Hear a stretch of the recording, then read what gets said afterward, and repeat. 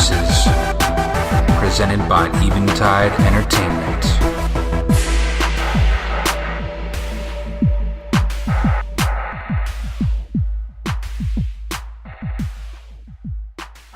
Hey everyone, welcome back to Nerd Verses. Lovely Lilin. It's been a little while, huh? Took off last week. There was no Nerd Verses. I'm very sorry. I thank you for listening to the last episode that did come out a couple weeks ago, my top RPG list. That episode was a lot of fun to make, and I hope that you all enjoyed it. I hope that you check it out if you haven't already. It was a good opportunity to share with you all, the audience, some of my personal preferences. I'm definitely an RPG junkie, and so you can see that in my choices there. And if you saw the many hours that I've put in on some of those games, you'd be like, yep. I plan on making a few more lists like that in the coming months as this show continues. I have always liked that format. A lot of people do it, but I think that I might have a couple unique choices to put in those lists. And two, I'm always open to suggestions for either a versus or a top list. Just hit me up on Eventide Entertainment on Facebook or our website, and you can make a suggestion. It's got to stay nerdy, though. Keep it nerdy. So today's episode will be, finally, the promised Sword Art Online versus .hack episode. Now, when I ran the poll, the question was, what is the best stuck in a video game anime? And Sword Art Online and .hack were the winners. So, I'm going to talk about the animes, but I also want to talk about the video games, because those are also important to those franchises. And I know that wasn't really a part that was included in the poll question. I specifically said anime, but we're going to expand it a bit. It's definitely worth touching on. Now, I should mention that I have much less hands-on experience with the .hack franchise. It's pretty new to me. There's certainly a lot more .hack stuff than there is Sword Art stuff, and I haven't gotten around to all of it. So I'm mostly going to use .hack Sign, .hack Infection, and the new .hack GU Last Recode as my .hack references. I haven't really checked out any of the other animes for .hack other than .hack Sign. So yeah. Just to do some background stuff, as I usually do for both franchises. .hack, the franchise began in 2002 with the release of the anime .hack Sign, and just a couple months later, the PS2 game .hack Infection. Total, they have 14 games, .hack games. Some of those are mobile games, some spin-offs, stuff like that. But 14 games.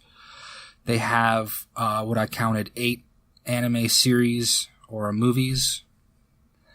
And a lot of those are kind of spin-off or OVA type stuff as well.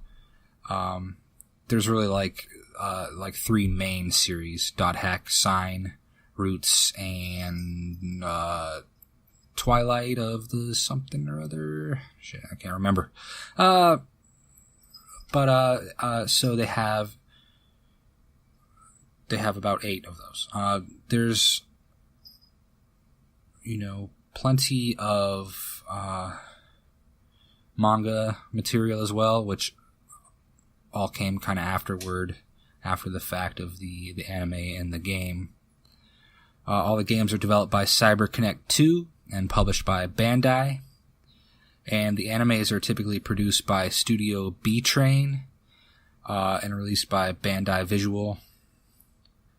Now, SAO, Sword Art Online, their franchise began in 2009 with the publication of the light novels. And that light novel now has 20 volumes. There's 10 manga adaptations in publication in addition to the light novels.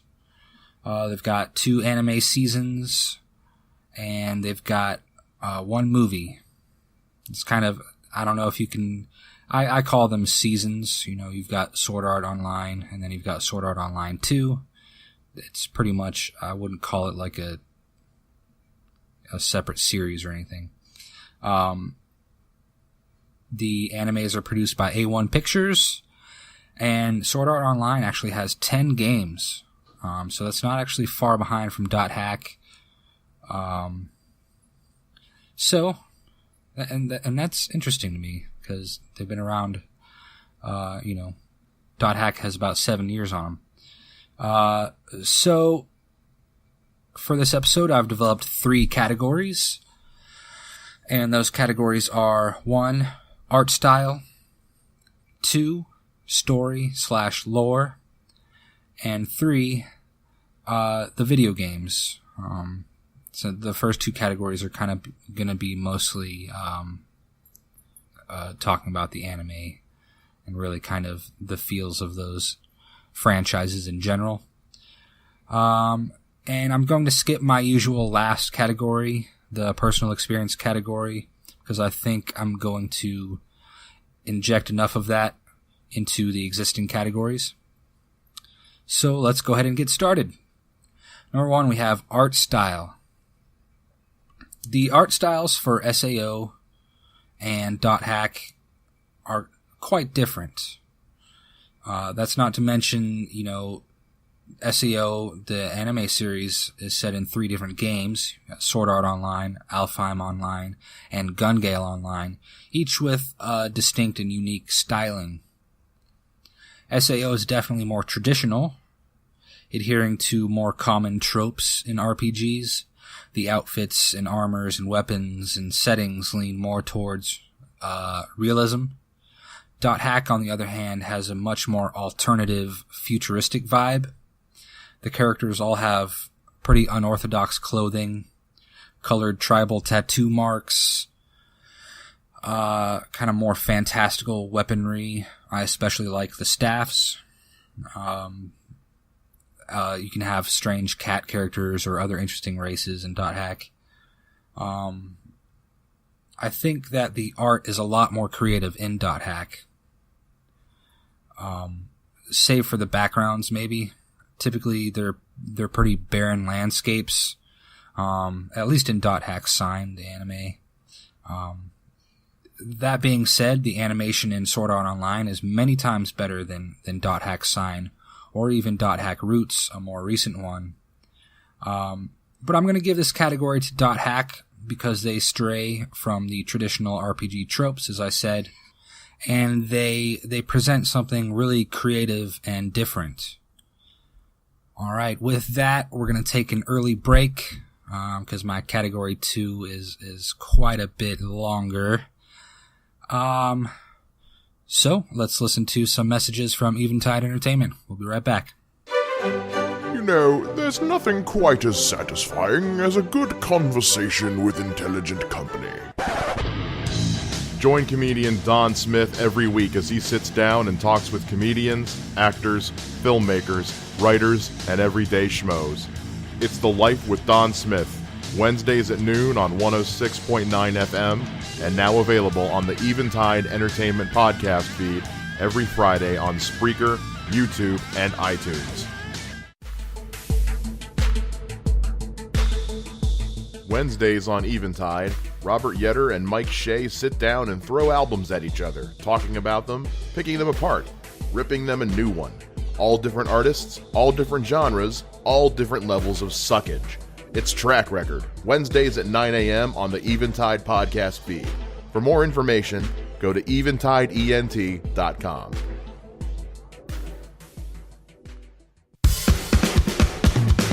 Are you into making music, videos, or podcasts? Are you a local comedic talent in need of some much-needed publicity? Are you a behind-the-scenes professional interested in audio-video production, graphic design, and public relations? Eventide Entertainment is actively seeking talents, clients, and professionals to help our business grow into something truly special. And we want you to be one of those. For more information, go to facebook.com/Eventide Entertainment or send us an email at eventideent@gmail.com. And welcome back, everyone, to Nerd Versus with your host, Robert Yetter. We thank you again for being here, lovely Lillian. All right, let's jump into number 2. Number 2 is story/lore. And based on the poll that I took for this episode, we're obviously dealing with similar storylines. In SAO, thousands of players can't log out and find out that if they die in the game, they die in real life. .hack Sign sees the main character, Tsukasa, unable to log out, and no one knows really what would happen to him if he were to die in the game. There's some exploration in the real world as to what the condition of the person behind the character, what their condition is. Some more similar story elements are the overcoming of the boundaries of the game world. Kirito, in the end of Sword Art Online, rescues everyone from the game by transcending what was thought of as the limits of the game. Tsukasa in .hack Sign has a weapon never seen before that may have something to do with what's called the Key of the Twilight, an item said to have power that goes beyond the limits of the world. Another key similarity, and this kind of goes along with what was just said about transcending the limits of the game, but there's always this element of willpower that a player has that seems to manifest itself in the game world. Now, there are a bunch of similarities, but also a whole host of differences in plot and storytelling between these two franchises. .hack Sign has a very mysterious and mystical story, and SAO is pretty predictable, still entertaining and highly addictive. I'm a huge fan, but you pretty much know where things are going. In SAO, Kirito is OP, while in .hack Sign, Tsukasa would be pretty much toast without that weird special weapon that he has. SAO has more fan service and romance aspects than .hack. I will say that the main characters in .hack are pretty whiny and hard-headed jerks, pretty much. Tsukasa in .hack Sign he's rude to the other character, Black Rose, in like the first 3 seconds of the anime, I think.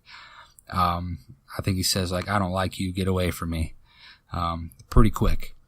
And in .hack GU Rebirth, the game that I'm playing right now, the main character, Haseo, is like the worst person ever. And I don't get it. Just sour. Kirito, on the other hand, is like super nice and thoughtful. Much different than .hack MCs. I have to give this category to .hack because they were one of the first, if not the first, to dive into a concept like this. And I love the more mysterious edge that they give to their storytelling. Now, category number 3, I wanted to talk a little bit about the video games. Up to this point, I've been mainly, talking about and comparing the anime series, but I want to look at the video games that these franchises have put out and pretty much just tell you which is my favorite. I'm going to say right off the bat that SAO games, all the ones that I have played, Lost Song and Hollow Realization, have been pretty disappointing. The gameplay is slow and boring in both games. The combat in Hollow Realization was much improved from Lost Song, but there was still something lacking to make that game fun for me.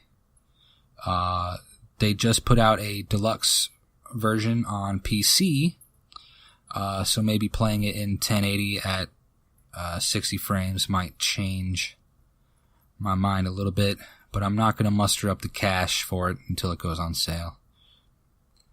Now, they just released this past weekend the remaster of the .hack GU series, and I've been pretty much playing the first of that game. It's a collection of 4 games. I've been playing the first volume of that non-stop, and I like the game for the most part. It's pretty slow, and the dungeons and the combat are simplistic, but it just feels good to be in the world. And again, I can't stand Haseo, the main character, so hopefully as I play, he becomes a better dude, because right now he's incorrigible. I've played a little bit of .hack Infection as well, the first game to come out for the franchise, and it's pretty good. The same comments for .hack GU apply to this one as well, but for its time, this was really groundbreaking stuff, so I'm going to give this category to .hack. So there you have it. That's a full sweep by .hack over Sword Art Online. And that is really weird because I'm really new to .hack and have loved Sword Art Online for pretty much forever. I love both of these franchises, but lately I've just been captivated by .hack. I don't know what it is, really. It just, I don't know. I can't believe that I didn't, play these games or watch the anime before. I'm so into it. I just love the feel of it. All right, so I think that's the show. Thank you, Lillian, for tuning in. Please be sure to check out eventideent.com, theravenhour.wordpress.com, and all the other podcasts in the Eventide Entertainment Network. Next week, I'm going to discuss my favorite thing in the world, Evangelion. I'm going to do Evangelion versus Gundam, the 2 reigning entities in the mech anime world. Tune in for that. It's going to be a lot of fun. All right, everyone. Tschüss.